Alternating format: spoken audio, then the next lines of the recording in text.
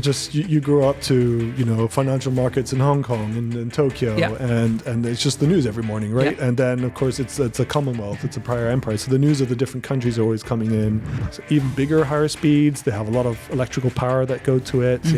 So these are very large cranes. You got to imagine 70 meter, even maybe 75 meter booms. I mean, this is 3/4 of a football pitch. Wow. We sold cranes into Port Canaveral. So obviously Port Canaveral is there where obviously rockets are launched and then come back down.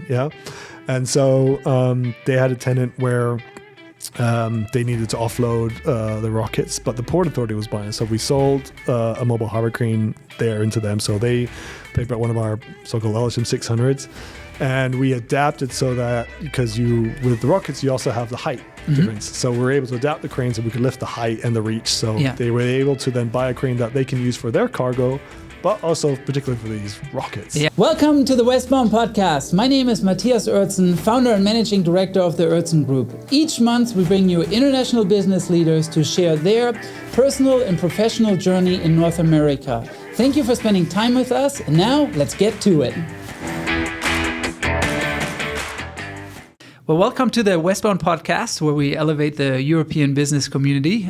Today, my guest is Winston Ziegler. He's the head of sales for Liebherr USA, the Maritime Crane division. So super excited to talk with you about cranes and port authorities and all other things related. So welcome, Winston. Yeah, Matthias, thank you so much. Excited to be here. And I mean, I'll just let you take the lead, but glad to tell what I can. Yeah, absolutely. Yeah, we just had a wonderful lunch together, some Italian food. And what was very clear to me is there's much more content than we can ever cover in an hour, but we'll get started and see what we can do. So awesome. Yeah.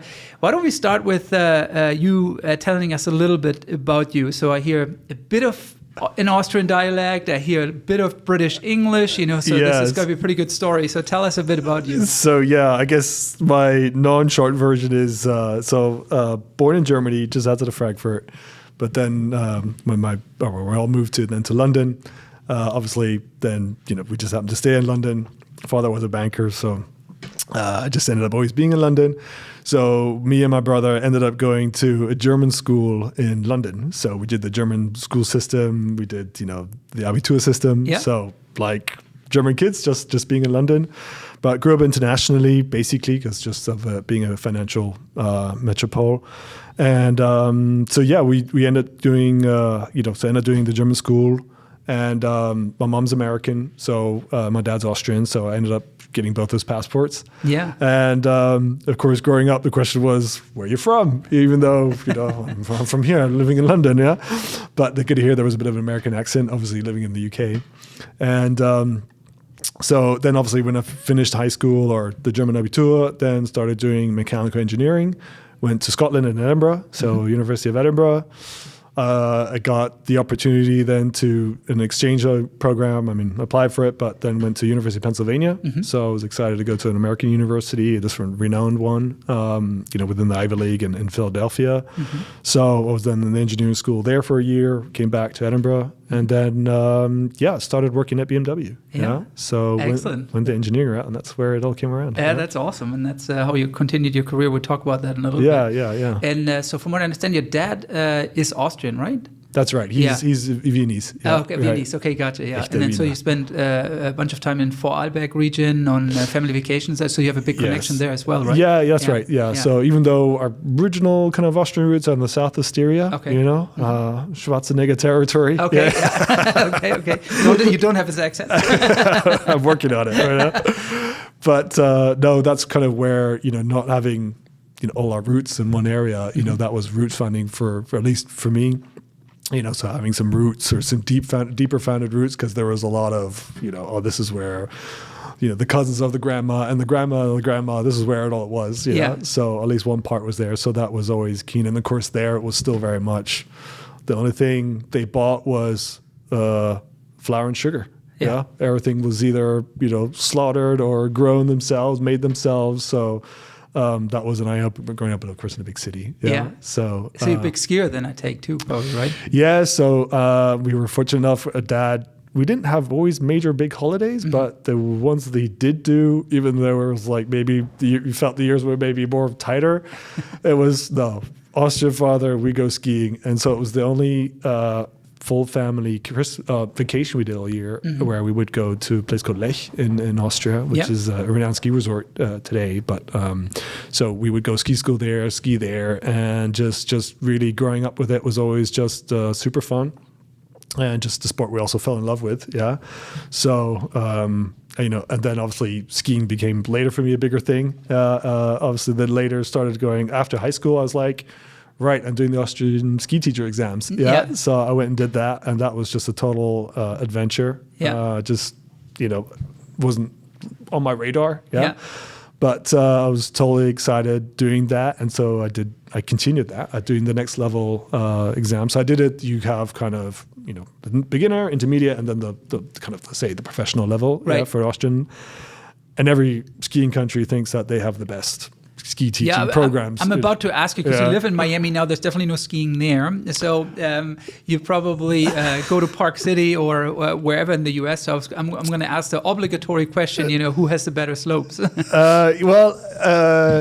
I think, for sure, like say Lech has its advantages. Yeah, there's steeper slopes. It's a very family orientated resort, right? So the people live there around. So it's very, you get to associate with it a lot. Yeah.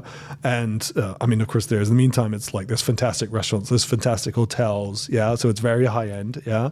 You get to walk in the resort. Yeah. So every resort has its pros and cons. But if you go to Switzerland and France, you have resorts on very higher elevations, even bigger mountains. Like you go Chamonix, it's just like, whoa, it's just, the mountains are just XXL. Yeah. You go to the US, it's older mountains, so you don't get these, these steep hills. It's a bit flatter. But on it's not so overcrowded. Yeah. So it's the lifts are not as long, but you have then it's like, and I appreciate it in the meantime, it's not this craziness. Yeah. It's not the stress, Obviously with the Germans, it's like, you got to ski and you got to be there first in the morning. And then in the US, it's just like a lot more relaxed, you know? And so I enjoy that, you know? So if you had to say your favorite slope, it had to be one. What is it? I probably still go Lech. Yeah, okay. Lech. I just strong relation. Sure, absolutely. I do enjoy it. No, I hear you. That makes sense. Yeah, we talked about Miami already a little bit, that you live there now with Liebherr.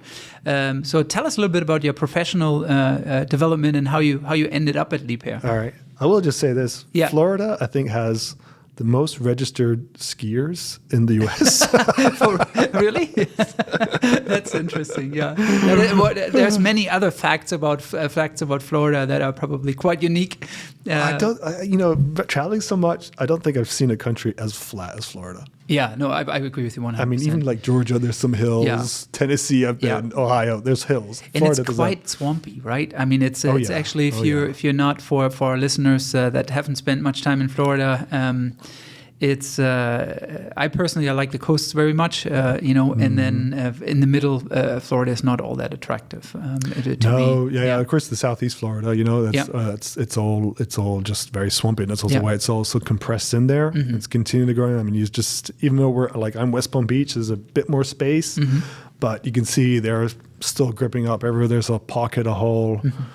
Where our office is in Miami, it's all industrial, but even the commercial buildings the residential buildings are going in there now where they're needing space. Yeah. And But sorry, just it's just very fun fact there. That's a whole nother podcast. Florida, and specifically the Miami, West Palm Beach, Fort Lauderdale area. It's there's quite a bit to talk about in those areas. That's for sure. Yeah, I mean every location has its kind of. Interesting facts once you live there a little bit. Yeah. I love the area. I really enjoy it. Yeah, I mean, obviously being in Austria, it was every weekend was like, which mountain can you go next? Mm-hmm.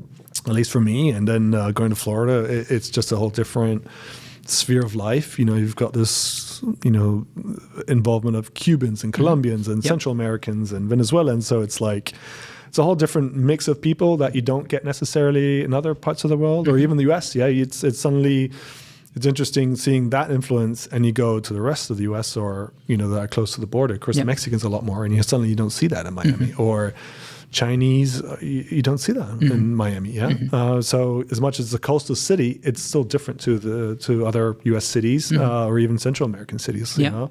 So in that sense, I still find it, and it's just there's something that has grown on me: the weather, the fairness of it all. Yeah. It does the soul some good. Yeah, I agree. My wife is Argentinian, which I told you this at lunch, and we really like going just because it's it's the closest thing in the U.S. to having a South American flair. The Cuban food is outstanding. Obviously, we have a good friend that lives down there who's Argentinian as well, and you can literally go to to a cafe. It's actually called Cafe Buenos Aires. And it's completely all the foods that you would find in Argentina, and you could have really authentic asados. It's very So, but then at the same time, you could go, enjoy the beaches, and it's just, I think it's fantastic, and that's what's so great about the States. You could go to California, get a completely different experience, or to the Northeast and enjoy New York, which is completely different. That's true. Yeah, a little bit of everything. It's not so easy growing up in Europe where you can just go to the Caribbean. Yeah. And then you have that in the US. It's not just being in Miami. It's if you live in New York, you're just 3 hours away of being in the Caribbean. Yeah. That is, I still appreciate that, even though I've been 12, 13 years now in the US. 12, 13 years. Okay. Yeah. So your journey professionally started with BMW, right? Right. So I did some internships at BMW initially. So there was things like I was in a place called Regensburg, which is kind of, just north of Munich. And they had a plant there. So I did an internship there, but it was going to the mini plant in Oxford. Yeah. And so I was obviously helping the maintenance team there establish it. It was just after BMW had to shove off MG Rover. So that went south. So the Mini was just coming out. So there was a big focus on that. But that was just totally exciting, just being part of that. And even though I worked for, or I didn't work, obviously growing up in a German school, it was my first time really working in Germany or the German culture and being involved on that side, especially with, it was the maintenance teams. As much as there was higher management involved, it was the local Bavarians, and so I immediately grew keen to that, and just the culture that was there. It was all very serious, very capable guys. I was just taken upon just how technically good and astute the people were. But just also, these were just all ground to earth people, but I was just really excited just how competent they all were, and I was able to find my way within this, even though I was just an intern. And so when I did that, then I just continued obviously studying, and after the studies, I was just keen. I was just to not immediately work at BMW. I was just like, let me just do another internship. Yeah. So then Munich came around, worked at their main, research and not just the research department, where they develop the cars to the actual production series. So there I we're in the chassis department, and so I started there and immediately grew into that as well. So just totally absorbed that. And after that, I was just like, I still got this itch where I've got to go ski. So I did ski teaching for a couple of years. Okay. And then I came back to BMW. So then I landed there in the the seat development. So it was all the seat development for the 1 Series, the 3 Series, and the Z4. It's all the same base. So we did that. And it was all about just bringing it from design to actually production series, depending on what car it was. So did that. And then, obviously worked as an engineer, and then was looking to then become a salesperson or work in the sales department. And at the time, my girlfriend was living in Austria. I would be going almost every weekend back, and it wasn't far, but I just realized also, wanted to be in Austria, wanted to be closer to the mountains. And so this company, Liebherr, was there. And Liebherr was, for me, sort of a known name. And you just don't see it everywhere because it's the construction equipment. It's not something you have at home, And so, but it was next to the highway, so I saw it, and I knew some people in there. They were looking for some people. So I applied for it and for the sales department, and I realized it was a team of 10, 15 guys that do the sales worldwide. And I thought, well, this is interesting. It's products that go into the oil and gas platforms, and I just thought like, oh, this could be interesting. And so I took it on, joined it, and my gosh, now 17 later, I'm still working for this company. Yeah, that's interesting. Yeah. One question I had was, so you went from more on the design, project engineering side, and then you had this desire to move into a sales role. Had studied mechanical engineering, I believe. Yeah, that's right. So was that like a very conscious decision? Was it like, hey, I want to make more money and that's why I want to go there, or I'm kind of extroverted and I want to do that? Or was it kind of like, I tried engineering, that wasn't really for me? I don't think there was like a real deep thought about it. Sure, there was maybe an extroverted side there, but I wasn't really like thinking along those lines. I was just thinking like, I think sales just could be more my next step. Yeah. And I just thought also of the internationalism there. I thought exposure to the world market. Yeah. At BMW, it was like, there could have been a sales floor, but then it would have been, this floor is in charge of Munich. And I was like, well, that makes a lot of sense too with your background. Having been your dad being a banker, you having grown up in or spent time in different countries and studied somewhere else, been to the US. So so the wanderlust took over. Yeah, I mean, if you grew up in London, I mean, it just you grew up to financial markets in Hong Kong and Tokyo, and it's just the news every morning, right? And then of course it's a Commonwealth, it's a prior empire, so the news of the different countries are always coming in. So that's always there, and of course the British still being, of course they don't have the empire anymore, but they're still involved in the world affairs. So it's always in the news, and so you just have this openness, and of course vice versa, all the banks of the world are in London too, right? So and then your friends are international, like sure, I went to a German school, but good buddy of mine still today, I mean, he's half German, half Mexican. We had a guy, he was half Spanish, half Swiss, so I was half Austrian, half American.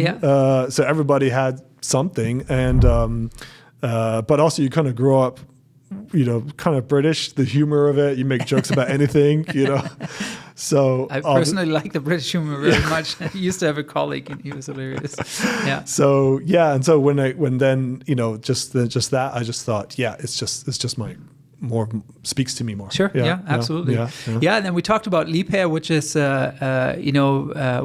got to make sure we do it justice, and we'll do that here in a little bit. It's what an incredible company that is. It's another one of those German hidden champions. That if you're in the maritime industry or in the crane industry, then or construction, you've probably heard of them. But everybody else has not. Or refrigeration, which I actually just learned that there is a product line there as well. But tell us a little bit more about Liebherr.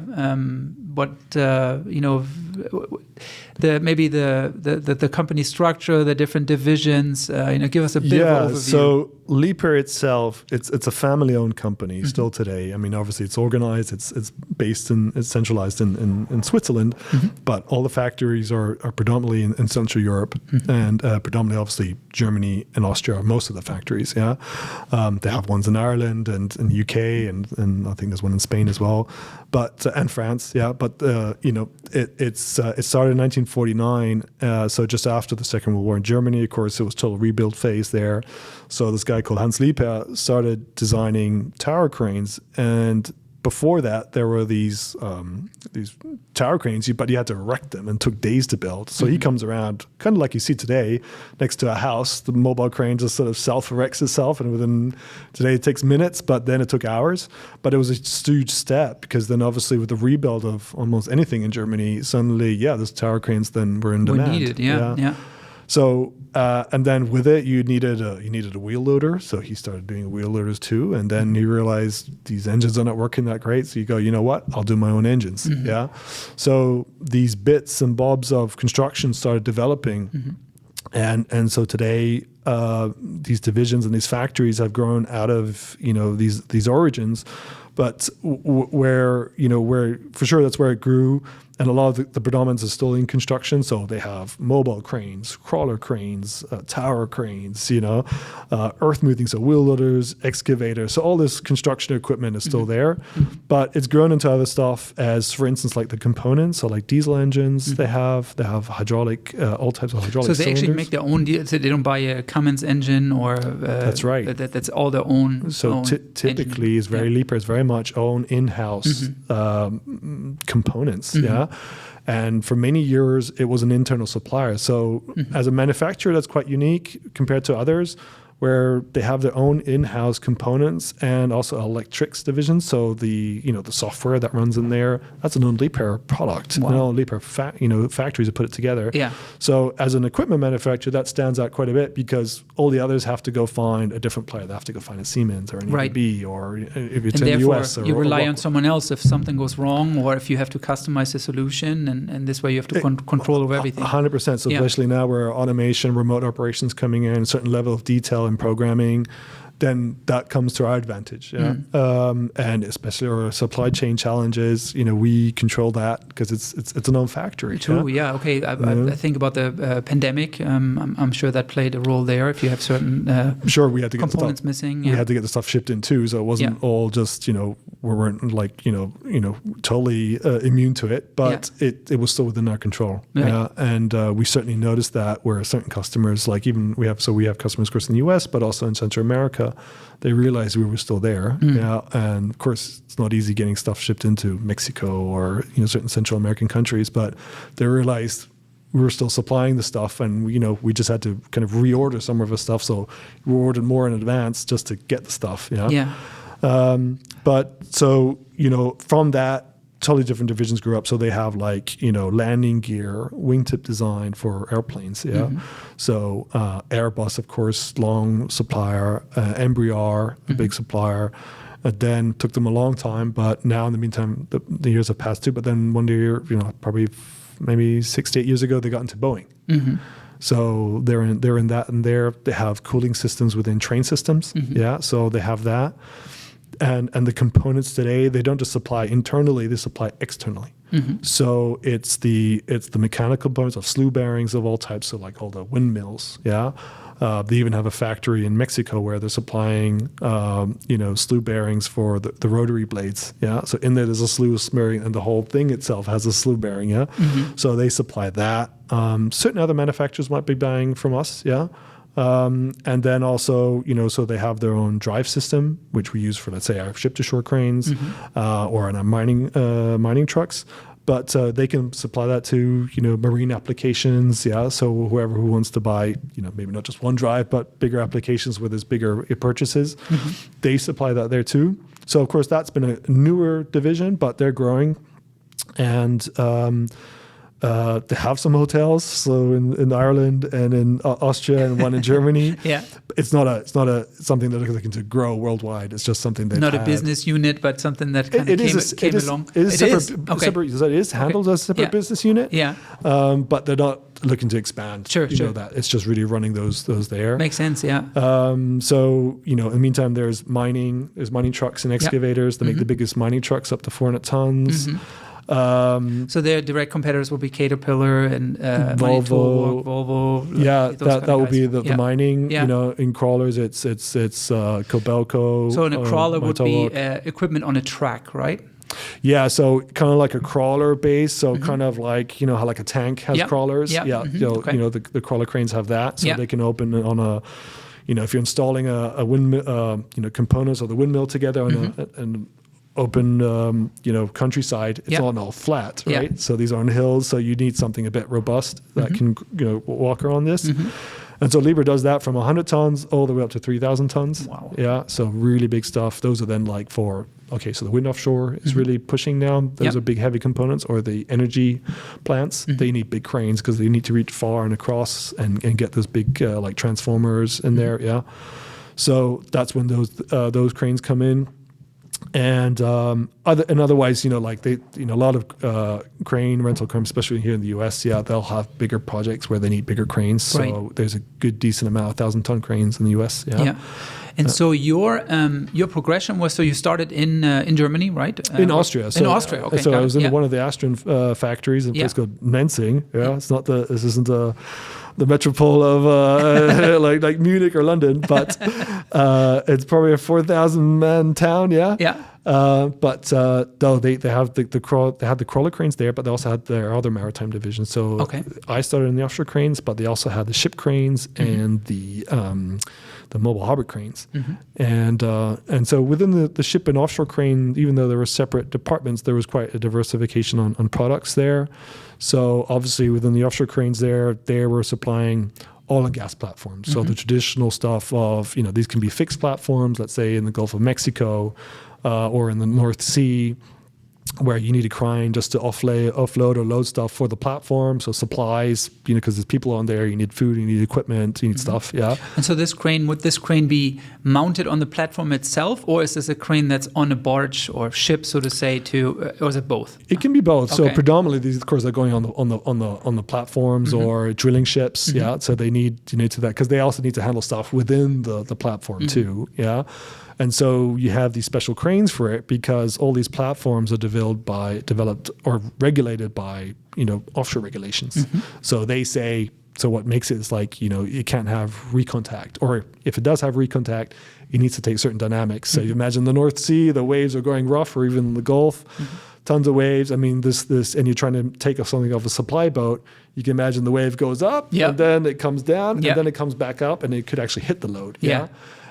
Or it could get caught in the risk that, the boom gets ripped off. So, safety standards are very strict, and there's then different standards of what they are. So whatever customer takes, so the customer needs it to get his stuff insured. Yeah.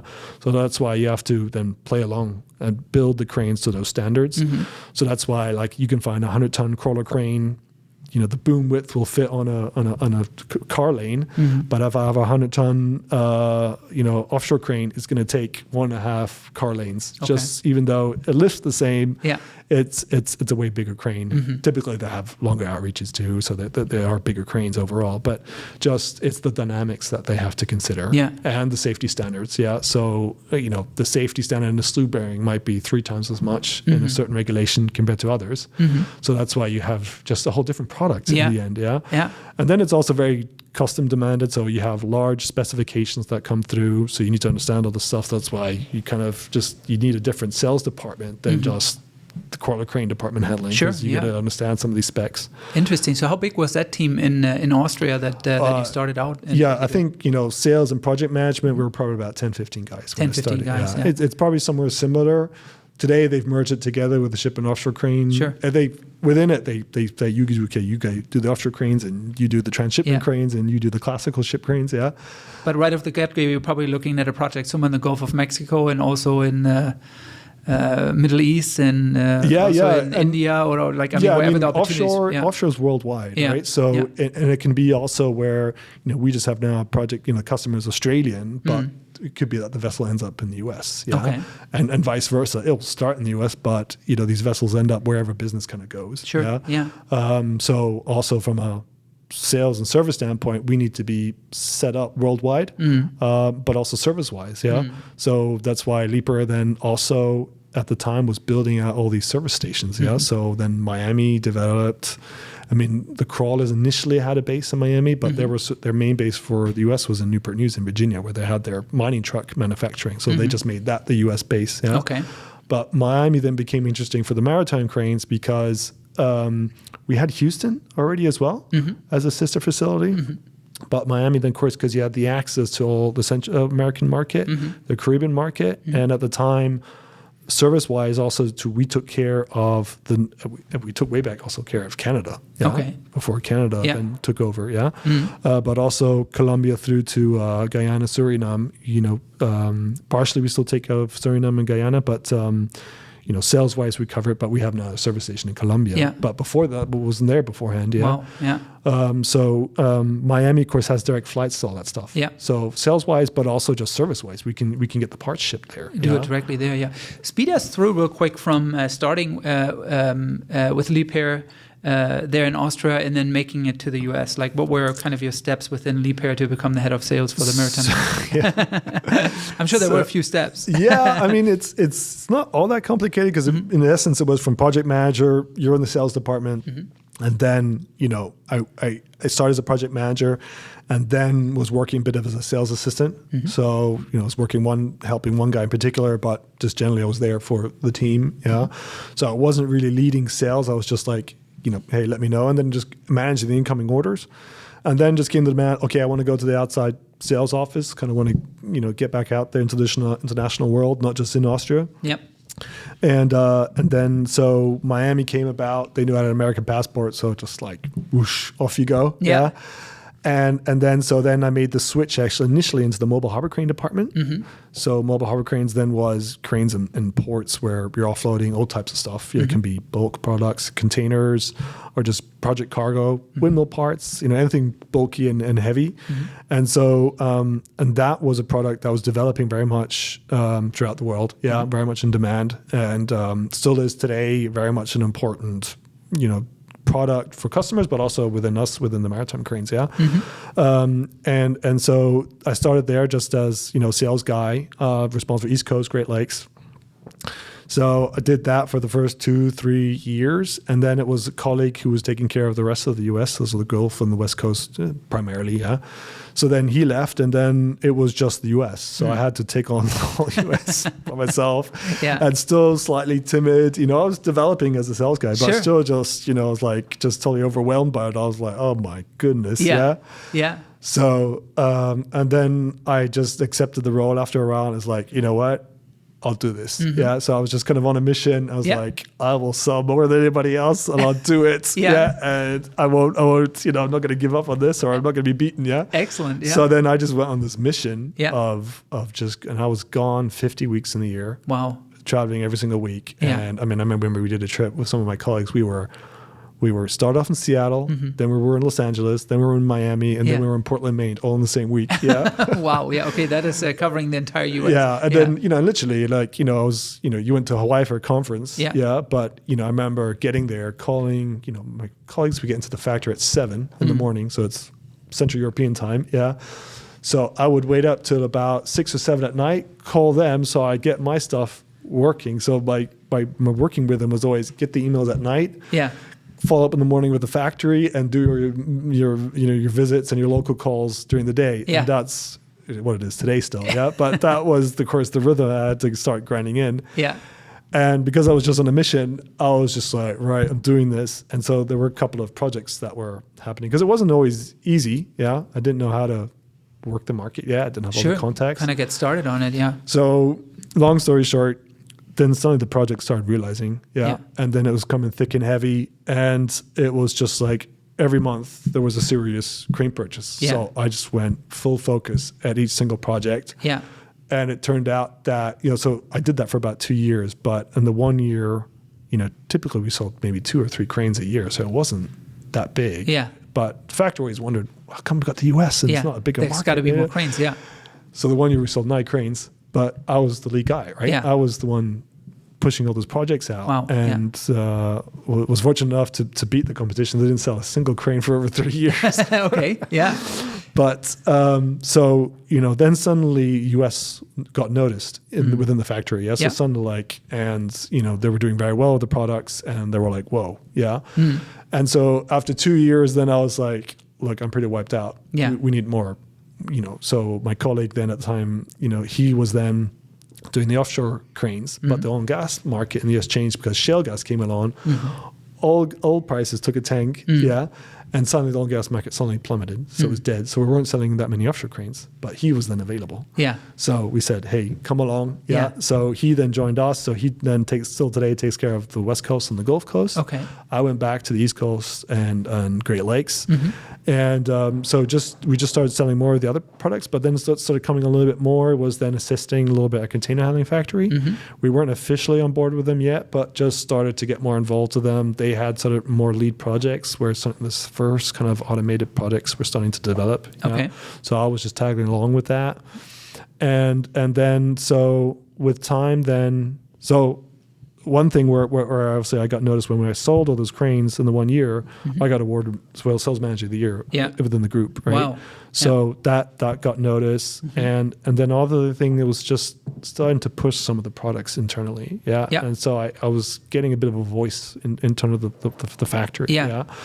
And also your confidence grew and then started to come out a little bit. Yeah.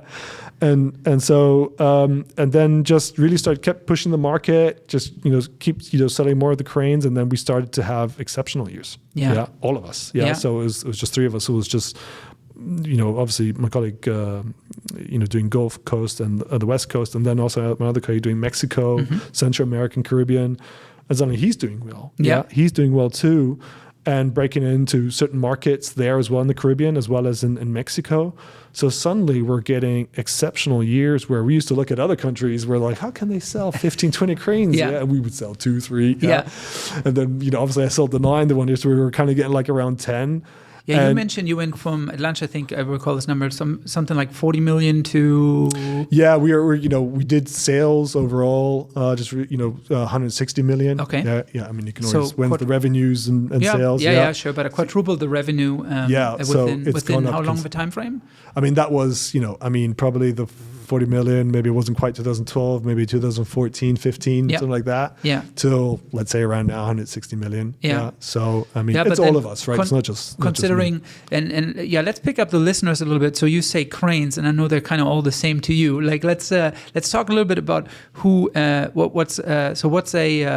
are the different cranes? Help us understand how that works in a port, for example. Our portfolio is that we have our mobile harbor cranes. Yeah. Those are these are bigger cranes that have outrigger pads, so you can distribute the loads better. Mm-hmm. But they have, the boom's very high, the cabin's very high, so you can overlook the vessels. Okay. And also they have extremely large load charts, so when you spread the loads better, they can have better load charts too. Yeah? Okay. So what would you unload with those mostly? Like what kind So of they cargo? do anything off the vessel really. So they do containers, they do bulk. So that can be fertilizer, it can be coal, it can be an iron ore, any type of ore. Yeah. Container would grab 1 maybe or 2? Or? You can do 2. Yeah. Okay. So you differentiate between a 40-foot long container and a 20-foot long container. Because a mobile crane, that's still on wheels, right? It's still on wheels, but it's bigger than, say, a regular construction mobile crane because the outriggers are so much bigger. Okay, so much bigger. Yeah, okay. Uh-huh. So you can imagine it's like 50 feet wide or about, we're talking 15 meters, So it's that big. And then when you stand in front of this thing, I mean, the cabin is 80 feet in the air. Wow. Yeah.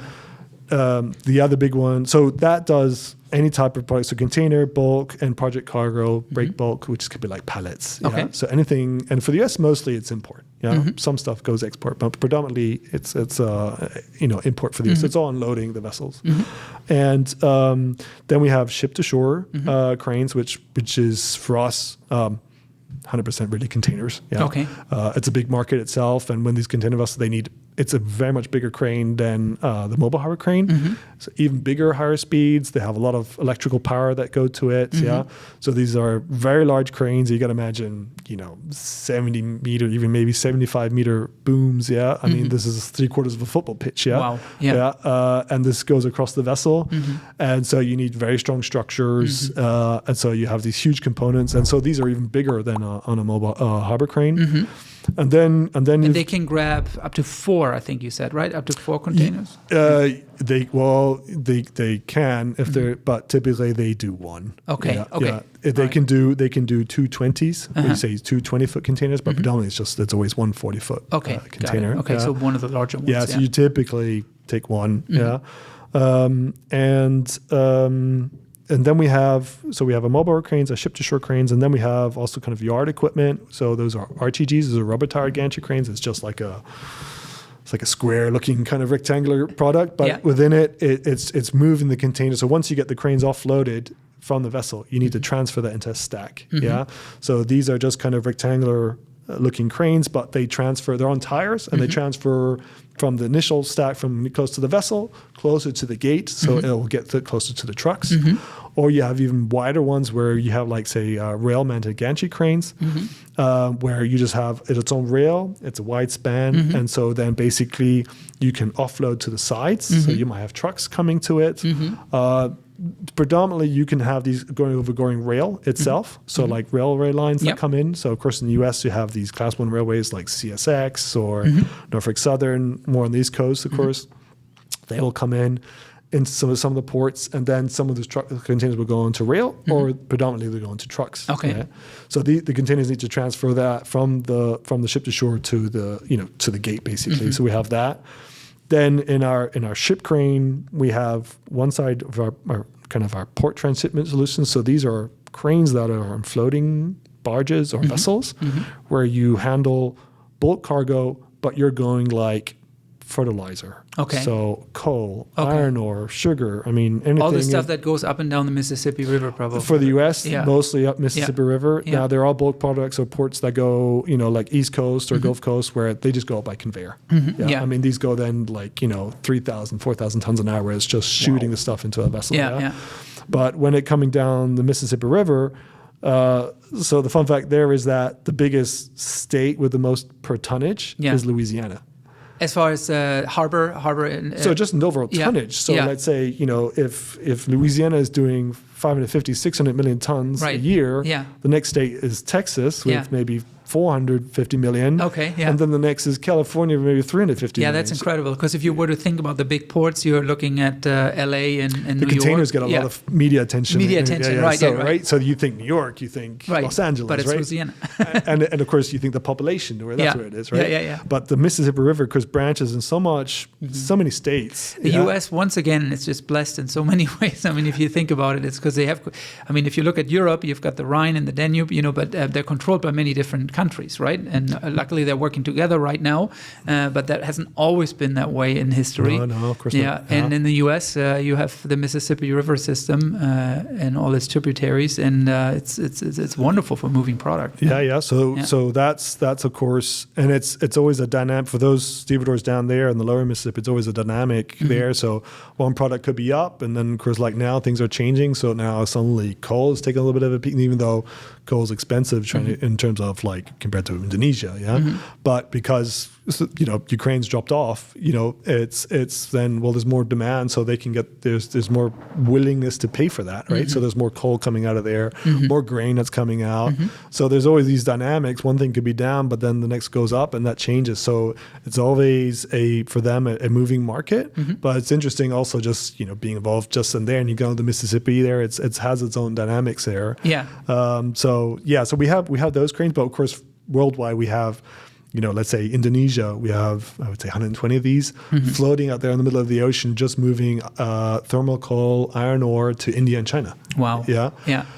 So we have a variety of those products out there. So quite interesting applications, and then also just our traditional ship cranes. So just cranes on a vessel. So container vessels used to be a lot. And then also since 2000 it has changed a lot because the big vessels now have just gotten so much bigger, but they just get offloaded with the port equipment. So it's really then just the smaller particular shipping lines where they need cranes for to say Caribbean, Central America, where you might not always have cranes in a terminal or in an island, where you need ship's gear. So you need a crane to help offload the vessel. And then there's just also in the US there might be terminals where hey, we're not going to buy equipment, but come in and offload it. Because not every port is going to need a crane because it's costly for a port. So only if a port has but it can be already sufficient enough. The vessel will unload it for them. And then there's the big heavy lift cranes. So now we're going up to 800 tons, which is a whole new area. We used to go long up to 450 tons, but 250 tons was kind of the bread and butter for these, which are actually many of these vessels are actually German owned. So there's big players in Bremen and Hamburg, but one guy in particular owned these, and then one day he came to us and started buying Liebherr ship's gear. And so this has continued our product line. And so now that these players are now looking to go the wind offshore, push these big heavy lift cranes out there. So we're doing now, 800-ton, actually fully electric, which have been always hydraulic cranes for us. Wow, that's incredible. So maybe you can talk about that a little bit too, as far as hydraulic versus electric cranes, and how did it evolve? What's more positive with electric? So we historically just most of the products, revolving cranes that we have in our construction crane and also maritime cranes are our mobile harbor cranes are all hydraulic. So the hydrostatic technology has its advantages. I mean, it's it's not sensitive to any dirt and dust. You can throw coal in it, it's still running. The components are small, so the torque you need is not that high. So basically, you can put smaller engines there just to get the speeds up.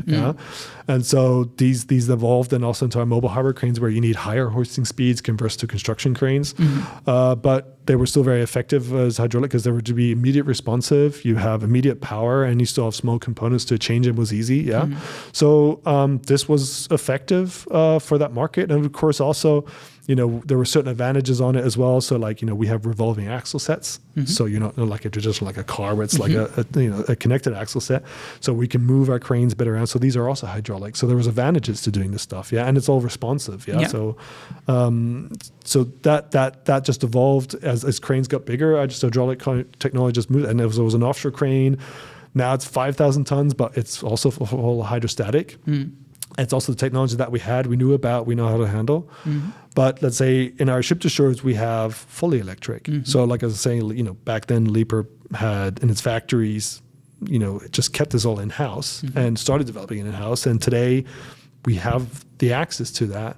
But as the demand from the outside, of course, Liebherr's grown a lot now, right? So we have cranes in many different ports, many different customers.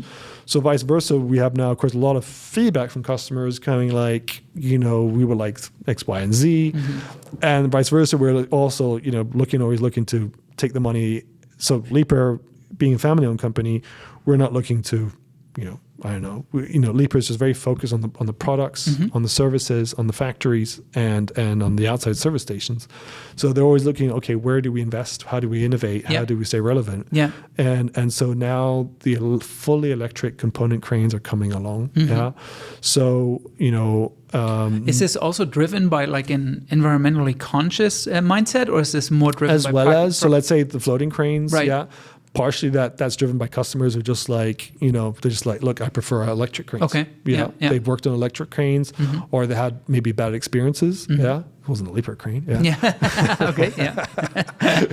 No, but it's partially that. Yeah. And then of course, if you're on a floating river, it's not a major point, but they just don't want the oil coming out. There's no oil involved. Yeah. Yeah. There's just no oil. So, it's a headache less. Yeah.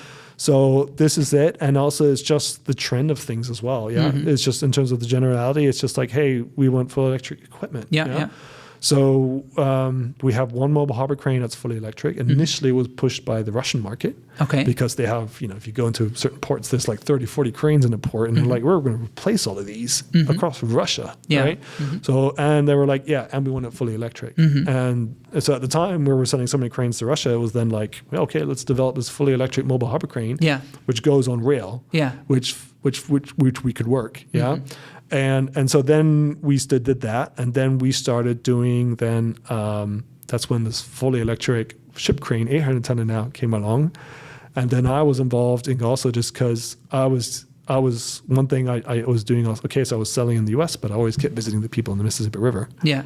And just kept on knocking, learning where we were going to go. Because they wanted to go very more progressive, more remote and automation direction, but they were also like, electric is their preference. Yeah. They were very keen on us, but they were also very keen on getting full electric cranes. Right. So then, so that was a development that came in, and then worldwide from other customers as well. So this all came then and said, okay, we'll do a full electric one. We'll make it bigger as well, faster, and we'll make it full electric. Yeah. So that came out, and then we actually sold those two cranes, or we sold two into the Mississippi River. So that was a breakthrough for us because it was our competitor was on there. Yeah. It was a closed market for us. Yeah. Yeah. So that was huge for us, just being able to provide that. And that's also now opening up another product in the offshore market, fully electric one, which would be kind of a first one, but we're looking to evolve it because of a big heavy lift cranes, let's say up to 5,000 tons, would be the goal eventually. Yeah. I mean, it's a long ride to go just to switch all the stuff over. Sure. But that's where the road's going. But that's where everybody's going in the market. Okay. Yeah. Now will all hydraulic cranes be gone? And probably not. Not just so fast. Yeah. But it's exciting for us because the, so far, there's an environmental need, preference, port authorities grants are getting through this. Yeah.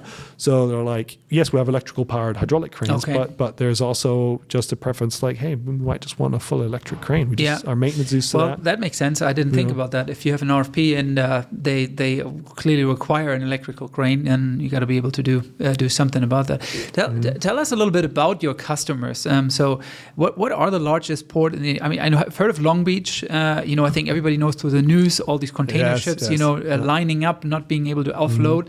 That wasn't Liebherr Crane's fault, right? That was someone else. But why or how? What are the largest port in the United States? So container wise, obviously big up there's Los Angeles and Long Beach. Then there's New York, New Jersey. Then Virginia, Savannah. Those are the biggest container ports there. Bulk, I said. Louisiana. Sure, there's the Port of St. Bernard, there's Port of South Louisiana, but in there, the stevedores work up and down the Mississippi. It's like a 200-mile stretch. Yeah. So those stevedores there, they're handling. Stevedore, you have to. Okay, so let's ask you my next question. So that's excellent. Yes. Okay, so how does a port function? So you have a port is the community owns it, right? The city of LA or the county, and then tell us a little bit how that works. Yeah, so every city or state and county can be a little bit different. So like say in Miami, the Port Authority actually is within the county itself. Okay. Yeah. So that's Wade County? Miami-Dade. Oh, it's Miami-Dade. For instance, right. there. Yeah. Same with Broward, that would be Fort Lauderdale. Okay. But mostly you have a port authority, which is a state entity typically. Yeah. So if you look at North Carolina, that's a quasi-state entity which works separately from the state, but it's an own entity. So they run it, and it then they're basically all of them are landowners. So you can't just buy some land and crack it open and say, hey, I'm doing a port here. Yeah. You have to work with the porters because they own the land. Yeah. And so then you work with them out, and then it's just a question of what's the philosophy of the port, how involved are they? Yeah. So Corpus Christi is predominantly a landowner. Yeah. So they'll just go, you guys come in, you guys can build up your own industry, your own factory, you can offload it, everything there. They have some parts where they regularly have one bulk terminal, for instance, themselves. So you can see, certain things might be just still in their control, just historically. They never that out. But then there can be some who, hey, we own the land, we own the equipment on there. Yeah. But they'll bring in like a stevedore, so a company that comes in and runs the operations in the terminal. Okay, so it's a contractor that really does it for the port authority. That's right, and it can be all types of things. So obviously, in a port, you have liquid, so you have fuel. You can have cruises that come in. And so different stevedores will focus on different parts of this. Yeah, okay. You'll have bulk, you can have scrap, you can have salt terminals. And certain companies focus on this. Okay, yeah, interesting. So your customer could be a stevedore, but it could also be a port authority. In another case. We have a mix of all that. Yeah. So our and with that, of course, then our mobile harbor cranes and our ship tours are a mixture of those companies. Gosh, it's probably like a 50-50. Something around there. Very interesting. So then, if you start working as the head of sales and your sales team, you look at every different port differently and how to approach them and who are the stakeholders that I would be calling on to actually place my equipment. And very much so. So when I started, I was thinking, God, this is all the same. No, you just put a crane in, this offloads the crane. This is all the same, right? But again, I began to learn that every port is structured differently. How you think like, okay, offloading the vessel is the most important, fastest thing, which it is. But depending how it's done, some will, like I know up in Chicago, they offload rebar. They're these thin steel bars that you'd use for construction, right? Sure. So they stow them there and sell them to local suppliers. So they actually use it as an inventory. Yeah. They're not trying to just necessarily get it out of the terminal. Okay, so it's actually actual warehousing in the port. Yeah, and it's just there's no warehouse. It just sure. It just sits there. Yeah. Wow. So so you begin to realize it's different. So it's a profit line for them. Yeah, exactly. Interesting. Okay. That's an exceptional case. Yeah, right? sure. But it's just so one has to go in there with open eyes to see, where is this all, how are they structured? Yeah. What's their incentives? So, we just sold some ship to shores, and this port authority, we're looking into data analysis and all this. Yeah. I know we're talking a very superficial level. We asked them, what's important to you? Yeah. And they said, well, we have our stevedores who take care of the performance side, but we take care of the maintenance. Okay. So what's important to them is actually just how often is the crane really running? So how reliable are the cranes? Yeah. Vice versa, meaning how often is the crane out of operation or not out of operation. Yeah. That's what they're interested in. They're not interested in how many container moves. Right. Yeah. So you can see then it's structured very differently, or a port authority might go, hey, we're going to give a concession out, meaning you guys buy the equipment, you guys take care of it, but you guys take care of it the next 40 years. Okay. Yeah. And so, and then the pricing models will differentiate all this. Sure. Yeah. And then it's just a question of, how well does the port be organized? Yeah. How business-minded they are. And some are more hands-on and more involved, and some less. Yeah. And suddenly you just get this mix of ports. And then you have all the regional differences. I mean, I'm sure a port authority or stevedores in Louisiana will be quite different than the ones in Corpus Christi versus the one in the Northeast. So that's probably quite interesting. Yeah, I mean, Corpus Christi, and also just Texas being the huge energy sector. Yeah. Of course, they have, excuse me, just tons of energy there. Like gas is also going actually from their port per pipeline down. Okay. Yeah. Into Mexico, right? Yeah.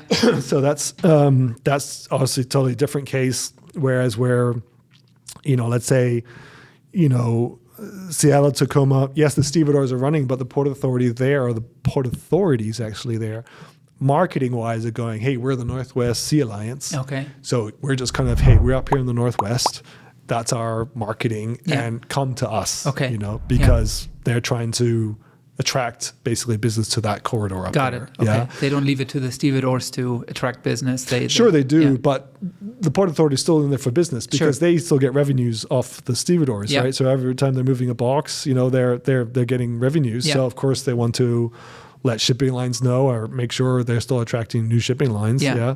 So the port authorities are still involved in the marketing and running the businesses, and also they're also promoting the business. So we've seen also ones like Wainimi. They're very involved with the communities, because there it's a regular agriculture area. So which area is this? Sorry, that's just north of Los Angeles. Okay. Yeah? So we saw quite a few mobile harbor cranes into there. Okay. But the port authority, they go visit the suppliers. So I think, is it Chiquita or Dole? They come in there. Yeah.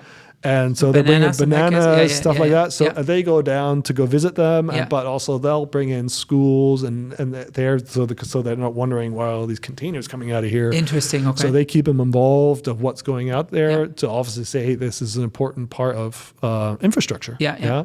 And to obviously let them know what's happening in the area, but also in case there's complaints of, why is this truck going through for our town here, so they can sort of see, this is what's happening here. Yeah. So you were saying earlier that you went from like 40 million to roughly 160 million. How much is a crane? Like what is it? I mean, mobile harbor crane, you could say is between 5 and 6 million. Yeah. And a ship to shore would be, let's say, 10 to 15 million. It all depends on size, the complexity of how we need to get it there. And are the remote stations on there? Is a high level of automation requested? So all this, and then our ship to shores can vary so much, because also we might have a long outreach, but it's a very tight rail base, and then we need to counterbalance a lot. So then suddenly this whole crane is big and heavy. We got to produce a lot. So then suddenly it's a costly crane. So that's why we don't have mobile harbors. I can tell you, 5, 6, maybe 7 million, but the ship to shores will be kind of in that. And if I want to call you today to buy a crane from you, for my backyard, like how long would it take? Well, you get the special. You get the special crane. Yeah. How long would it take? How long would it take to manufacture one? I mean, mobile harbor right now 8 to 10 months. Okay. So we've actually, just with the whole COVID, our lead times are just coming down. So we are getting a bit of a relax on that. Certain models are for sure a bit longer, but 8 to 10 months roughly, just to produce it from date of order. Right. Our mobile harbor cranes are a bit modular, so we'll try to plan ahead. Certain sizes we'll build for the year, so we can start producing. But there's still enough demand where we already know what ahead. The stuff being sold before we actually even produce it. And ship to shores, you're talking 18 to 20 months. Okay. But that's full turnkey. So in terms of when they order until they get them, that will be around there. Yeah. Interesting. So two different timelines, but those products in particular, so that's why sometimes mobile harbor you can get quicker until you get your ship to shores. So sometimes you might get a mobile harbor crane so you can just get up and running and going. Yeah. And then once you get the ship to shores come in, then you can still use the mobile harbor crane, but your main business will be your ship to shores. Okay. Yeah. And how can they remotely be controlled, like for service items or for training purposes? How does that work? So training wise, we have simulators that we do that there. Yeah. So these are service packages you sell with the equipment? We can do. There, mobile harbor, we have an own simulator in Miami. Yeah, and we can send that there. And we're just developing the VR goggles. Oh, that's cool. Yeah. So yeah. So that's interesting. With the Apple, what is it called? The Apple? No, it's. I know it's not there yet, but it's basically like that. If you think about that, that's probably where it's going, right? Yeah, pretty much. Yeah. So it's right now. I mean, I've driven it myself, where it's kind of like you have a closed goggle, but you look around and you're seeing the container and you see your feet and you operate it. Yeah. But it's simpler. So now it's not just a big. We had a stand and monitors. Now it's just a computer monitor, 2 joysticks. Yeah. You have a basic little computer. I saw a picture on LinkedIn. It was like 6 workstations next to each other. Was that it? Yes, we did that one to, I think, Iceland, if I'm not mistaken. Oh, okay, gotcha, yeah. So those are remote stations for the RTGs, for the yard equipment, but we also have them for ship to shores. Okay. So we have actually 3 rail-mounted cranes in North Carolina. Yeah. And those are actually automated. Yeah. Except for when they're offloading the container from the truck. Okay. It's just semi-automated. So there the operator just goes on just to make sure in case there's no, the truck's not getting ripped off. Yeah. So he just presses a button, and as soon as it just kind of steps off, all is good. He lets go. And then the crane takes over. Yeah, very cool. Yeah. So there, it's just as an assistant remote station. We've just done it for the ship to shores in Australia, where we do remote stations on the ship to shores, and we did supply 3 for one of our stevedores in New York. But they're just not far with the union agreements. So this will take time until. Okay, interesting. Okay, you just brought up the union agreements. Okay, I can see how that's difficult to let go of remote access to certain things. And there's for sure a change. I think I think the outlook is that they'll come around to it. Sure. They're very worried about their jobs. Okay. Yeah. I think they'll see that the remote stations doesn't take anything away. It actually enhances it because you have a nicer environment. You actually sit with colleagues, not just by yourself in the crane all day long. Yeah. And it's way nicer. Yeah. And the other thing is also just nothing's going away. Right. It's just there's actually more technology in the crane. And so I think also the agreements, they have to work those out. So this is... Times will show, but I'm not so, for certain ports, I think, West Coast might be, we'll see, certain ports on the East Coast, I think we'll see. Yeah. And some, they don't have, non-union, they just go, we'll just stick our crane guy up there. I'm sure some of them, like any customer, some of them are very cutting edge and others are absolutely lagging. Yeah. And I was going to ask you one more thing. You told me a little bit over lunch, and I know that you can't go into too much detail about this particular account, but that was a pretty cool customer story. Can you talk a little bit about it? The one with the rocket? The one with the rocket. Yes. So we sold cranes into Port Canaveral. So obviously Port Canaveral is there where obviously rockets are launched and then come back down. Yeah, and so they had a tenant where.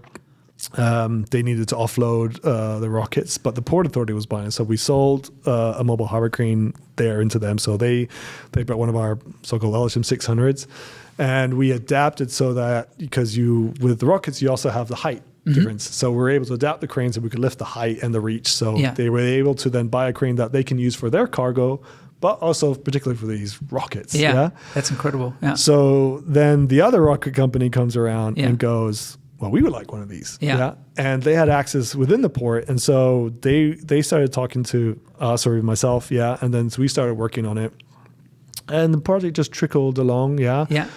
And then you realized, and I knew we had a regular mobile harbor crane range stopped, and their rocket started getting bigger and heavier and bigger and heavier. Yeah. And then they needed this huge platform to land on. Right. Yeah. So it was like, we're going to have to go a bigger crane. And so they were talking with the crawler crane guys, and I just stayed in contact because it wasn't clear yet on the size of where they might still go down. And then I just got the feeling, I think they want a mobile harbor crane, but they just, and so I also held back at the start just because I knew it was going to cost so much more. Yeah. The comparable model to a crawler crane, right? So I was like, I threw it out them one day. I was like, do you think this could be something? And they were like, that's it. That's the one we want. Yeah. Because I know they worked previously with the other rocket company. And the crawler crane they originally had there is that they had to, because the crawler cranes has higher loads under the crawler base. So in order to distribute, you put wide, big, wood logs below it. But they can't park it at the pier. They had to park it somewhere at the back of it. So you had to move the logs always from the back of the crane to the front of the crane to keep it moving. Nothing like working on some very high-tech technology and then moving Flintstone logs style. around. So of course the stretch that they go, it took ages, right? Yeah. So they were just like, no way. And so because you needed a bigger crane, they had to look at mobilizing and demobilizing a crane. So they were able to justify the big difference. So in the end, we developed the crane just for them. So this crane comes out. Basically, it's from our offshore crane range. We took an offshore crane, put it on a special undercarriage base. So there's about, 150 tires on this thing. Yeah. The thing's probably 90 feet wide by 90 feet wide. Incredible. It has a 300-foot boom on it. So you could park this in a soccer pitch or a football pitch. Yeah. And, but they were like, this is what we want. Yeah. And they're willing, they know the operational challenges you have with the crawler crane. And so this is the right machine for us. Yeah. And so they ended up buying it and turned out to be the biggest mobile harbor crane on the world, or at least I'll make claim to it. Yeah. What an incredible story. Yeah. Once your NDA is up or Liebherr's NDA is up, I'm sure you can post some pictures. Until then, look at some picters from the rocket companies. They might post it themselves, and you can see it. We're not allowed officially. I've done some on my own kind of whim, which is okay. Yeah, but officially we're not allowed to. So you have to take pictures from everybody else. Sure. But it was for sure. It's also been a personal highlight. Yeah, I bet. It's it's just really big stuff. Yeah. It's I think what really came across in this podcast is that's an incredible company. This is who we like to elevate and who we work with. These Mittelstandsunternehmen, like you would say in Germany, small to medium-sized businesses. In this case, it's one that's grown quite a bit and is a large multinational by now.